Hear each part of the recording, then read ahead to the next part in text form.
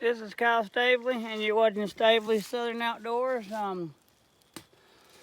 As the video before is, I had told you that I shot at a big mama deer, and she ducked it, and the arrow killed the baby. Unfortunate about it. I'm not happy about it, but it's still meat in the freezer. So I'm gonna try to stand out of the way so y'all can see, and try to show y'all how to clean this. So hopefully y'all can see. If y'all got any questions, just ask and I'll explain. I know it's kind of hard to see, but I don't know if I can zoom in or not with it. I don't think I can, but I would see if I could pull this closer where y'all can see me clean it. Let's see, give me a second here. Turn that like that and turn the trash can I got my phone sitting on like this. Maybe y'all can see now. I gotta set this deer hanger down a little bit. I just set it up there because I had to get it off my four-wheeler. So I'm gonna set it down about,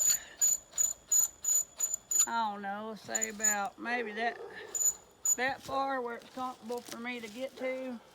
And then I'm gonna take this rope right here, wrap it around this, and come back here. That way it'll stay still and not fall. I sure don't want to be halfway through cleaning a deer and then have it fall with you, for sure.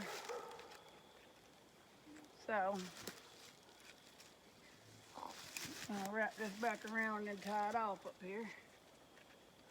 That way I ain't got to worry about falling with me.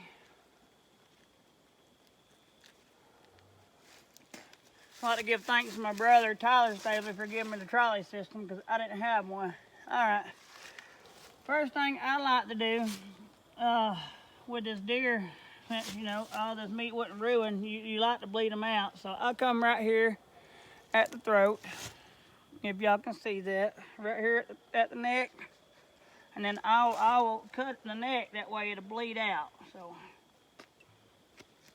I know y'all can't see that very well, but basically I just cut the throat and let the blood drain out. And then you want to be very careful when you're coming around here. Some people hang it by these topper loins here, or have something to wrap around the legs, that way you don't have to worry about it. But me, I'm just gonna come right here, make a little cut, and then take my knife, go under the skin. You want to cut from the inside out and try to pull the hair away, that way you don't get hair in your meat. If you get a little hair, that's fine, you can wash it out. So I'm gonna make a little incision like that. Let's make sure I got through. There we go. And then I'm just gonna work myself around the leg, going in and then cutting out. I still got my work clothes on. I can't believe I killed a deer without camouflage on. That is a first for me. I didn't have time to get camouflage on, so I just grabbed my bow and walked out in the woods with it, and was checking trail cameras in case I seen something. I heard something walking. It kept looking at me. And like I said, I think I was shaking because I ain't never seen a doe that big. And the mama doe, like I said, she ducked it. I hate it, but I'm blessed to be able to have some fresh deer meat to put in the cooler and get ready to process in a couple of days. I had planned on going back to my mama's this weekend, sitting in my ground blind, and I probably still will, because I jumped 6 of them over there, and I had seen a very pretty buck over there. So got that cut like that, and then do the same thing on the other leg and get it started. Cut your little incision, and just try to keep as much hair off the meat as you can. There's my incision. I'm just gonna take the tip of my knife, go in, and work it around. You don't want to cut that back tendon, because then your whole deer is gonna fall. So be careful not to get that tendon when you're coming around the backside here. Be very careful what you do with your knife. Me, I use the tip of my knife to feel where I'm going. I normally stick it in sideways like this, flat against it, go up under the skin, and just a little bit at a time, just inch it out until I get all the way around that tendon without cutting it. If you do cut it, it ain't the end of the world. You can wrap something around it and rehang it, but if you can help from cutting it, then that's best. And you're gonna come down here, as you can see right here. You're not gonna eat none of this. So right around the legs right there, and just cut it all the way around. And it don't matter if hair gets on that part, because you're not eating that part. That'll be dog treat or discards. I'm trying to come up with an idea to make some organic dog food out of what's left over. I may save this fur, I may not. I do not know yet. But if I do, I'll give it to my good buddy Mike, who's helped me out a lot. So cut that all the way around, and I'll show you how to break the legs off later. Just cut it, go down, and this is about the 4th or 5th deer that I've cleaned with this knife set. They say you get what you pay for. In some ways, yeah, that's true. I gave $10 at the West Georgia Flea Market for this knife set, and it has been the best processing kit I had. Okay, after you got the legs, cut them around on the top and the back. Make sure you're nice, clean, ain't got no hair on it. I wipe it on my shirt because it'll be getting washed. You're gonna come right down here in the legs. Start your little incision, go down, turn your knife, and come out. Try not to cut the meat like I just did, but I mean, if you do, it's okay. Come in and then come down. I have not gutted this deer yet. I will stop the video before I do that, because everybody knows how to gut a deer. It's plain and simple. So you cut it down there to about where the teats would be. You start back on your other leg and do the same process over. And I'm gonna go ahead and skin this deer all the way out before I gut it, because that's how I like it, and I may keep this fur, so I don't want to ruin any of it if I can help it. Because I also preserve deer fur, and this year I'll be making knives handles and stuff out of it. And you come down like that. And this year I also will be making mott skins, if you know what that is, if you paid attention in history class. I'll be making the boots like the Indians used to have. Ow, poke myself in the finger.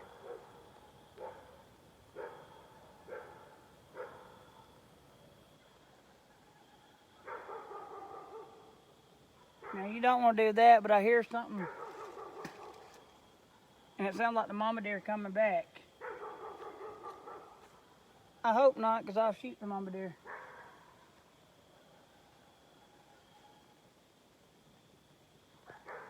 Give me 1 second, folks.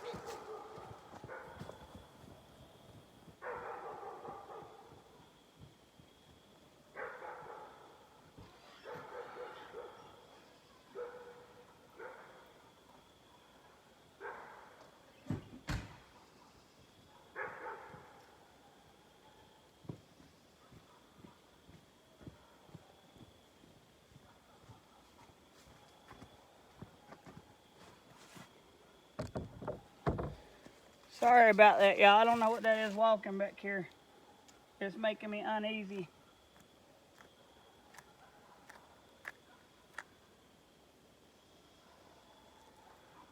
Then you just cut it right there in the middle. And so most of the time, when it's still warm, you can take that skin right there and pull it up. A lot of this can be done by hand, okay? Now with the bottom legs, you want to do the same thing. Somewhere close to the chest cavity is where you want to stop at.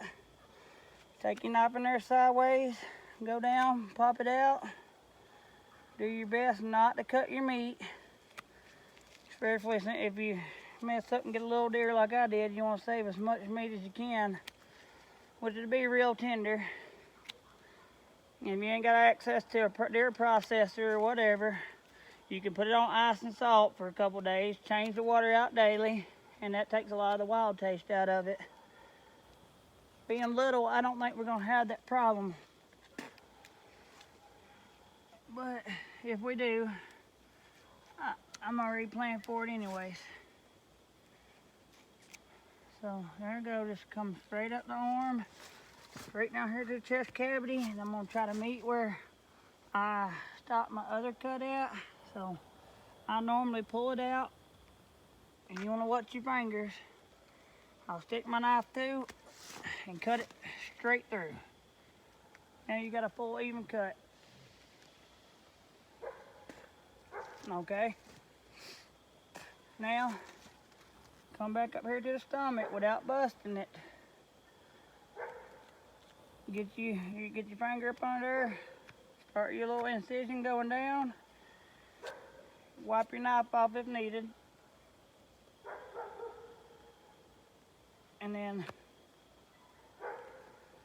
just come straight down the stomach without busting it. You just want to get up under that fur and just come down. If you get lucky, you can do it like I'm doing now and come all the way down with it.